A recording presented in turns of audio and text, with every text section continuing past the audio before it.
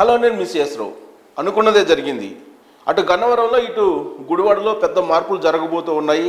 తొలి నుంచి కూడా అటు గుడివాడలో కానీ ఇటు గన్నవరంలో కానీ మార్పులు ఉంటాయని చెప్పి తొలి నుంచి ఎక్స్పెక్ట్ చేస్తున్నాం. ఇదే దాని మీద అనేక సందర్భాలు విశ్లేషణ కూడా చేయడం జరిగింది.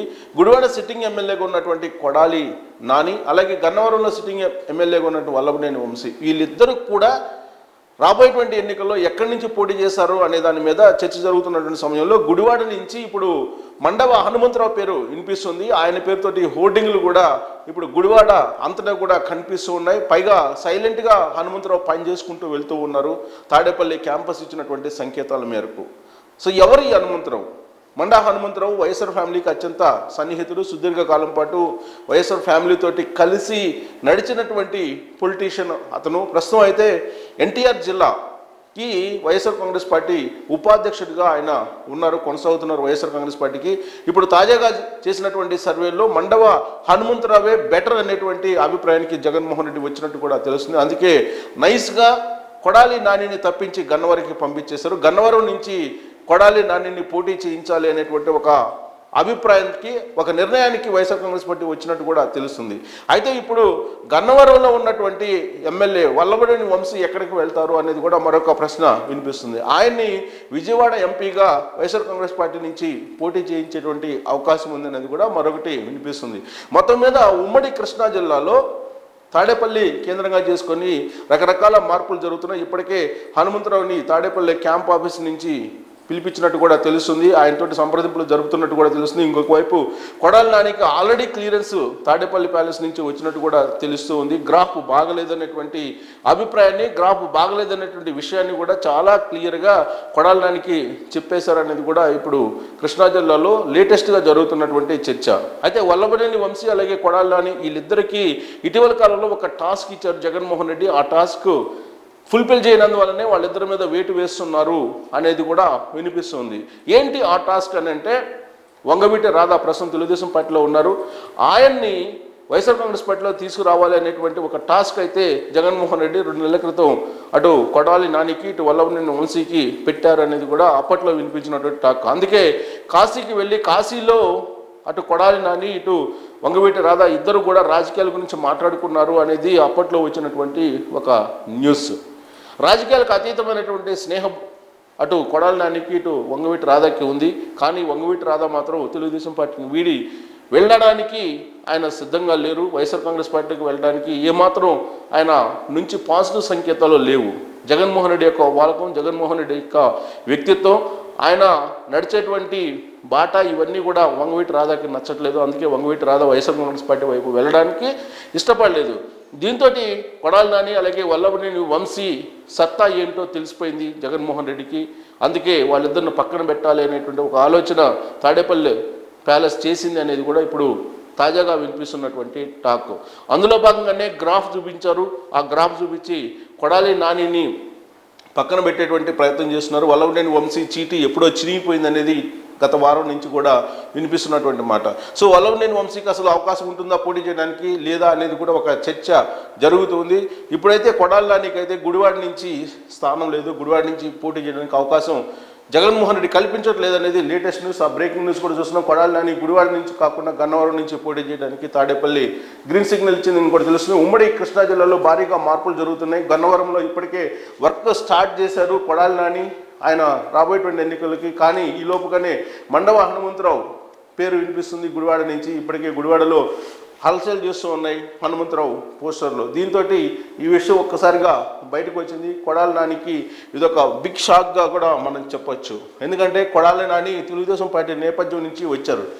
జూనియర్ ఎన్టీఆర్ కోటాలో తెలుగుదేశం పార్టీ నుంచి ఎమ్మెల్యేగా ఆయన అభ్యర్థిగా పోటీ చేసి గెలవడం జరిగింది.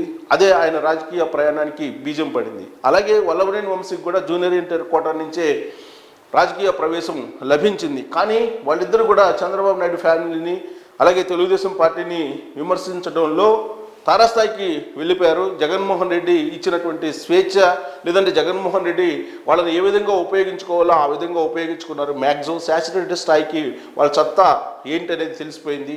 దీంతో ఇక్కడ జగన్మోహన్ రెడ్డి అటు వల్లభనేని వంశీతోటి కానీ ఇటు కొడాలి నానితోటి కానీ రాజకీయంగా ఎలాంటి ప్రయోజనం లేదని భావించారు అనేది కూడా మరొక టాక్ కూడా వినిపిస్తుంది తాడేపల్లి ప్యాలెస్లో. సో దీంతో ఇప్పుడు కొడాలి నాని అలాగే వల్లభనేని వంశీ రాజకీయ భవిష్యత్తు ఏమిటి అనేది ఒక ప్రశ్నగా కూడా ఉంది ఇప్పుడు. సో ఒకనొక సమయంలో భువనేశ్వరి శీలాన్ని శంకిస్తూ అటు వల్లభనేని వంశీ డైరెక్ట్గా మాట్లాడితే ఇండైరెక్ట్గా కొడాలి నాని మాట్లాడారు. ఆ రోజు నుంచి కూడా వాళ్ళిద్దరికీ కౌంట్ డౌన్ స్టార్ట్ అయిందని చెప్పి రాజకీయ సర్కిల్స్లో జరిగినటువంటి ఒక విస్తృతమైనటువంటి ప్రచారం.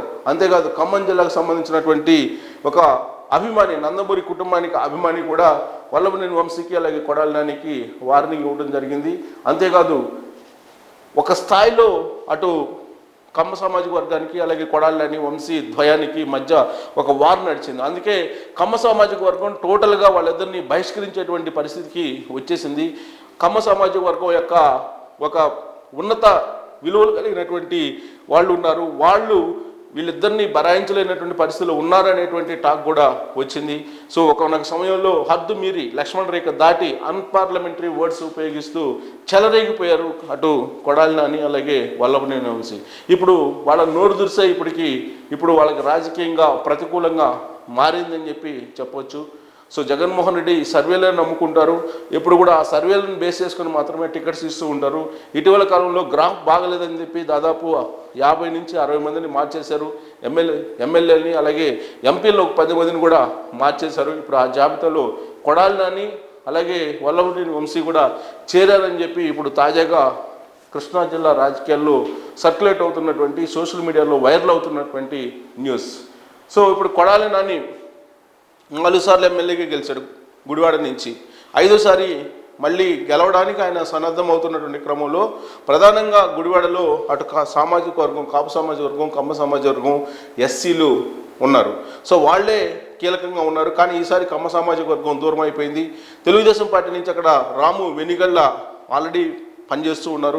రాము వెనిగళ్ళకి సంబంధించి కమ్మ సామాజిక వర్గం మద్దతు ఇస్తుంది, అలాగే ఎస్సీ సామాజిక వర్గం, క్రిస్టియన్స్ వీళ్ళందరూ కూడా మద్దతు ఇస్తున్నటువంటి క్రమంలో తాజాగా చేసినటువంటి సర్వేలో వెనిగళ్ళ రాముకే ఎడ్జ్ ఉంది అనేటువంటి విషయాన్ని తెలుసుకున్నటువంటి జగన్మోహన్ రెడ్డి కొడాలి నానిని గన్నవరం పంపిస్తున్నారు. గన్నవరంలో టోటల్గా వల్లభనేని వంశీ యొక్క గ్రాఫ్ బాగాలేదని నిర్ధారించుకున్న తర్వాత జగన్మోహన్ రెడ్డి ఆయన పక్కన పెట్టడానికి సిద్ధమైనట్టు కూడా తెలుస్తుంది. అందుకే ఇప్పుడు చాలా వ్యూహాత్మకంగా చాకచక్యంగా గుడివాడలో ఉన్నటువంటి సిట్టింగ్ ఎమ్మెల్యేగా ఉన్న కొడాలి నానిని గన్నవరం పంపిస్తున్నారు. వాళ్ళిద్దరూ స్నేహితులు కాబట్టి అటు వంశీ అలాగే కొడాలి నాని వాళ్ళిద్దరే తేల్చుకుంటారు అనేటువంటి ఒక ఆలోచనతో బహుశా అక్కడికి పంపించి ఉండవచ్చు. ఇప్పటికే తెలుగుదేశం పార్టీ మాత్రం గన్నవరం అలాగే గుడివాడ 2 చోట్ల ఖచ్చితంగా గెలవాలి అనేటువంటి ఒక టార్గెట్ తోటి అభ్యర్థులు ముందుగానే ప్రకటించడం జరిగింది. రాము వెనిగళ్ళ గుడివాడ నుంచి, అలాగే గన్నవరం నుంచి వెంకట్రావు యార్లగడ్డ తెలుగుదేశం పార్టీ నుంచి ఉన్నారు.